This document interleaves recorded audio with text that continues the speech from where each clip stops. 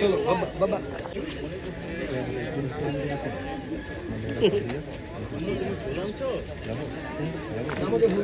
যেন পরিবর্তিত হয় মঞ্চ থেকে সেইভাবে উপস্থাপন করার জন্য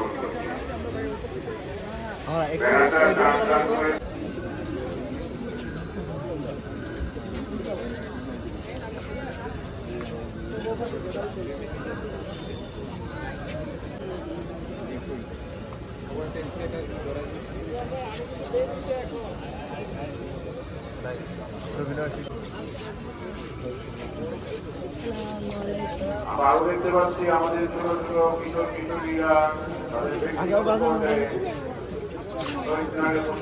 শহীদদের প্রতি তাদের শ্রদ্ধা নিবেদনের জন্য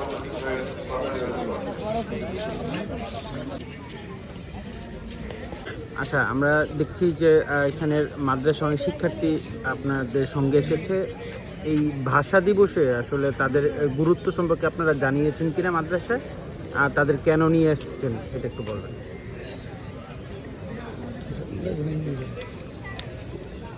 আসলে তাদেরকে নিয়ে আসার উদ্দেশ্য হলো যে আমাদের বাংলাদেশের জন্য যারা ভাষা আন্দোলন করতে গিয়ে শহীদ হয়েছে তাদেরকে স্মরণ করিয়ে দেওয়া এবং তাদেরকে এটা বুঝতে দেওয়া যে রাষ্ট্রের জন্য যারা জীবন দিয়েছে এবং ভাষা আন্দোলন করতে গিয়ে যারা জীবন দিয়েছে তাদের প্রতি শ্রদ্ধা রাখতে হবে এবং তাদের প্রতি ভালোবাসা রাখতে হবে।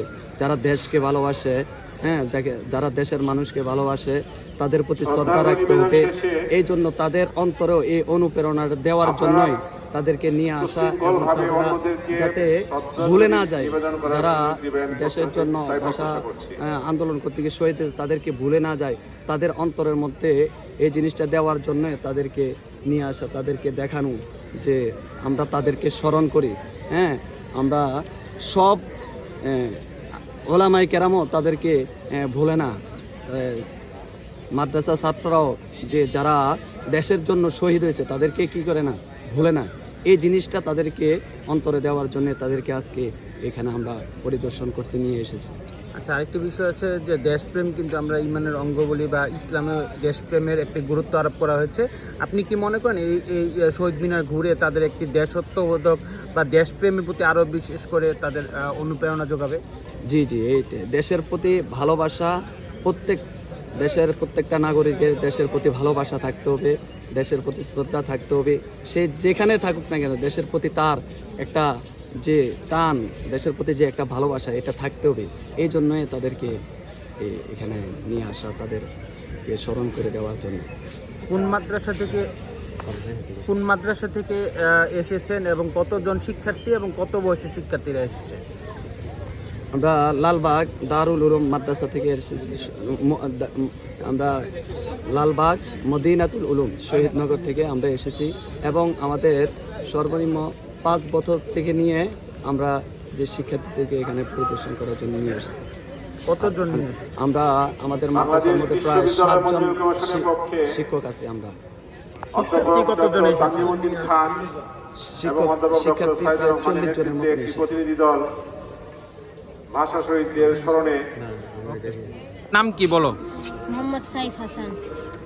কোথায় এসেছো? আমরা জাতীয় শহীদ মিনার এসেছি। আমরা এখানে কিছু শহীদ ভাইরা আমাদের দেশের জন্য যে শহীদ হয়েছে, আমরা এই জন্য এই জায়গায় ঘুরতে এসেছি এবং আমরা এই জায়গায়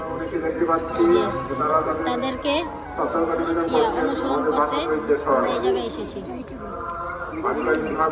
মানে সকালবেলা এসেছো, কেমন লাগছে এই পরিবেশ ঘুরে? খুব ভালো লাগছে আমাদের।